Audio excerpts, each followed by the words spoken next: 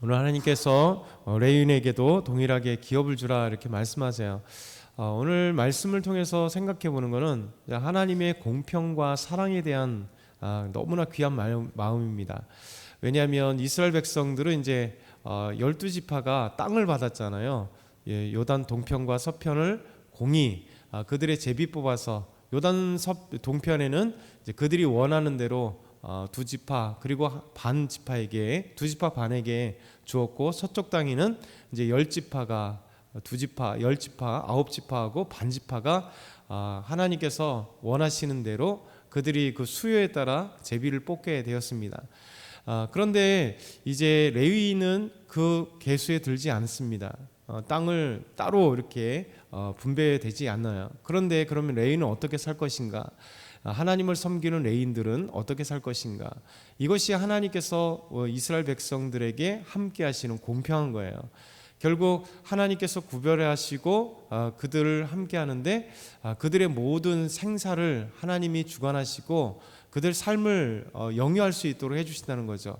비록 땅 경계를 가지고 있는 그 땅을 지파는 받지 못했지만 하나님을 섬기면서 이스라엘의 전 모든 이스라엘 가운데 하나님께서 성읍을 주라는 거예요.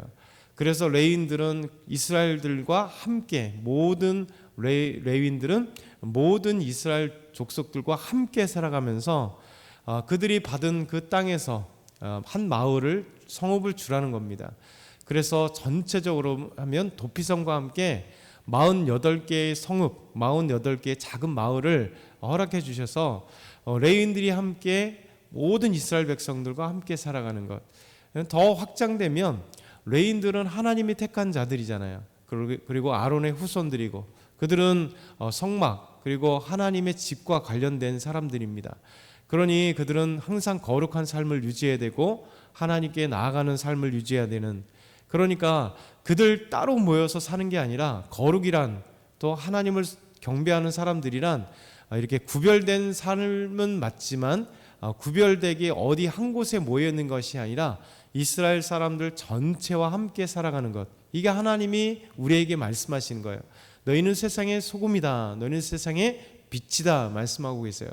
그래서 우리는 어떤 산골짜기에 들어가서 혼자만 사는, 그래서 혼자 수도 생활하는 게 아닙니다. 우리 모든 사람들과 함께해서 골고루 영향력을 끼치는 사람, 골고루 믿음 안에서 함께하는 사람, 이게 그리스도인이에요. 그래서 그리스도인들은 아무리 믿음 생활 열심히 해도 죄악된 세상에 들어가서 우리에게 허락된 학업이나 아니면 직장이나 어떤 사업이나 그곳에 들어가서 함께하는 삶이에요. 그래서 영향력을 끼치는 사람입니다. 레위인들도 마찬가지죠. 레위인들 마당에 그들이 하나님께 봉사하면 얼마나 그들이 순결을 유지하기 위해서, 정결을 유지하기 위해서, 거룩한 삶을 살기 위해서 피나는 노력을 하겠어요. 주님을 섬기는데 정말 피나는 정말 영적인 앞장서가는 사람들일 거잖아요.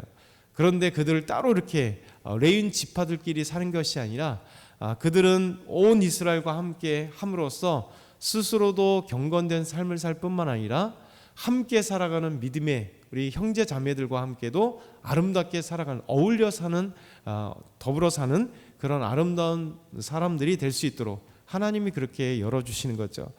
그래서 오늘 말씀의 첫 번째, 레위인들에게 동일하게 기업을 줘라. 모든 이스라엘 지파 중에 42성읍, 일반 성 42성읍을 주어라. 그리고 성만 주는 게 아니라 그 성과 함께 옆에 주변의 땅까지도 주어서 레위인들이 사는 성읍, 그리고 레위인들이 가지고 있는 가축들도 먹일 수 있는 그 공간을 허락해 주어라 말씀합니다. 이것이 1절부터 3절이죠. 그래서 여호와께서 여리고 맞은편 요단강 모압 평지에서 모세에게 말씀하십니다. 그래서 이스라엘 자손들에게 명하기를 너희가 받은 기업 중에서 레위인에게 거주할 성읍들을 주게 하라. 그리고 성읍을 두르는 초장들을 그들과 함께 주어라.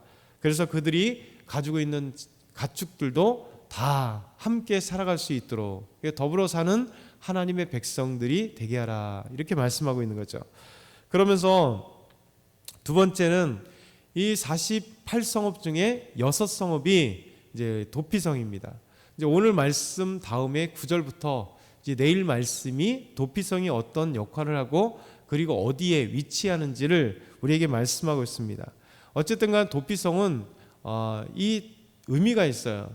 그러니까 요단 동편에 4개, 요단 서편에 4개, 그러니까 3개, 6개씩 도피성이 있습니다.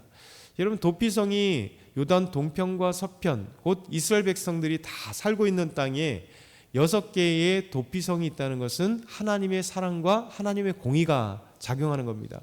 왜냐하면 이 도피성은 그 역할이 있기 때문에 그래요. 그러니까 부지 중에 살인한 자, 살인자를 피하게 하고 온전하게 그들에게 공평한 재판을 받게 하는, 그러니까 하나님의 공의가 있게 하는 거예요. 왜냐하면 사람들은 이렇게 살인을 당한 이 피해자들은 정말 이게 갑자기 복수심이 생기잖아요, 피의자에게. 그러니까 하나님의 어떤 공의는 뭐냐면 온전하게 그 죄가 어떤 경우 그리고 어떤 과정에 있으면서, 그러니까 모든 것을 판단해서 그가 공정한 재판을 받게 하는, 복수심 때문에 또 다른 또 피해자가 있지 않는 이런 것들이에요. 그러니까 사실 법이라는 것이 가장 어렵죠. 왜냐하면 피해자 입장에서 보면 사실 피의자에 대해서, 잘 손해를 입힌 자에게 대해서 보이지 않게 복수하고 싶은 거잖아요. 그러니까 하나님이 우리 인간성, 이 죄성을 너무 잘 아세요. 복수를 하게 되면 사람은 요만큼 피해를 보면 요만큼 손해를 다시 갚아주는 사람 없습니다. 왜냐하면 우리는 벌써 분노하고 그에 대해서 미움이 있기 때문에 요만큼을 와도 하여튼 최대한 더 상대방에게 더 큰 복수를 하고 싶은 거죠. 그래서 우리 하나님께서 놀라운 법 하나 주셨죠. 구약에 복수법에 대해서 가장 중요한 게 뭐냐면 이에는 이, 눈에는 눈. 이게 바로 하나님의 위대한 복수법입니다. 왜 그것이 중요하냐면 이게 사실 이에는 이, 눈에는 눈은 고대 이제 바벨론의 함무라비 법전 안에 들어가 있는 거예요. 그러니까 하나님께서 이 이스라엘 백성들에게 법을 주기 전에도 벌써 이 법이 고대 이렇게 그 주변에는 이런 법들이 시행되고 있었던 겁니다. 근데 뭐가 중요하냐면 이런 동일한 법이 아니라 비슷한 법인 거예요. 왜냐하면 함무라비 법전에 보게 되면 피해를 보면 쥐는 종을 죽일 수 있으나 종은 쥐인을 죽일 수가 없어요. 그리고 요만큼 피해를 보면 이만큼 복수하라고 얘기가 나와요. 근데 하나님은 놀랍게도 이에는 이고 눈에는 눈. 근데 왜 그렇게 말씀하시냐면 사람의 죄악성을 아시기 때문에 복수의 한계를 딱 정해놓은 거예요. 그러니까 내가 눈을 피해 보면 눈 정도까지 해할 수 있다는 겁니다. 그러니까 우리가 잘못 생각하면 이게 복수할 수 있구나라고 하는 것이지만 잘 말씀을 이해하게 되면 하나님이 우리를 제한시키는 거예요. 죄를 더 짓지 않도록. 그래서 눈에는 눈이라고 하는 건 뭐냐면 최대한 그에게 복수할 수 있는 것이 눈인 거예요. 이를 부러뜨렸다면 이를 부러뜨리는 정도밖에 안 되는 거예요. 왜? 사람은 더 하고 싶거든요. 그런데 하나님은 우리에게 인간성에 가장 속되고 못된 그리고 죄악성인 걸 아니니까 우리가 가장 무서운 이 죄를 더 이상 짓지 않도록 한계를 지어주시는 하나님의 정의와 공의, 이게 하나님의 은혜인 거죠. 이스라엘 백성들에게도 도피성이라고 하는 이 살인죄를 이제 내일부터 쭉 보겠지만 살인죄를 한계 지어지고 그리고 그들을 사랑하시며 그들에게 온전한 공의의 재판, 그러니까 결국 살인한 자나 또 피해자나 둘에게 있어서 죄를 짓지 않도록 또 더 이상의 어떤 피해가 가지 않도록 온전한 공의의 재판을 받을 수 있도록 하시는 게 바로 도피성입니다. 그것이 4절부터 6절이죠. 그래서 이 도피성을 6개를 주되 이 도피성과 함께 사방에 2,000규빗씩 땅을 주라 이렇게 말씀하고 있는 겁니다. 그래서 이스라엘 백성들에게 그들에게 도피성이 6개 있었고 그 다음에 모든 42성읍에 이렇게 땅을 주게 됨으로써 하나님의 놀라운 은혜죠. 아까 말씀드린 것처럼 레위인들이 이 성 42성읍에 그리고 주변에 2,000규빗씩 동서남북으로 줌으로써 그들이 가축을 기를 수도 있고 그들이 확장성인 거예요. 하나님은 도피성은 온전하게 그 도피성 때문에 하나님의 사랑과 공의를 실천하는 곳이고, 그리고 나머지 42성읍, 전체 48성읍이 성읍과 함께 2,000규빗씩 동서남북을 주시는 것은, 땅을 허락하시는 것은 그들의 양 가축들뿐만 아니라 확장성인 거죠. 왜냐하면 지금은 요 성읍과 그 성읍이, 지금의 사람들은 살 수 있지만 여러분, 사람이 늘어나면 좀 더 커져야 되잖아요. 땅이 없으면 레위인들은 어떻게 해요? 그러니까 하나님이 미래도 보시면서 동서남북, 그러니까 2,000규빗이 어느 정도예요? 약 900m, 그러니까 1km 정도, 사방이 1km 정도씩 넓은 땅을 그에게 주심으로써 나중에 더 확장돼도, 성읍이 확장돼도 얼마든지 살 수 있는 그런 하나님의 은혜가 우리에게 주신다라고 말씀하는 겁니다. 그러면서 마지막에는 7절부터 8절 보면, 레윈에게 주는 성읍들은 유다 기업이 받은 대로, 그렇죠? 그 받은 대로 아름답게 더 그들에게 주는 거죠. 많이 받으면 레윈들에게 많이 줄 수 있는 여유가 생기잖아요.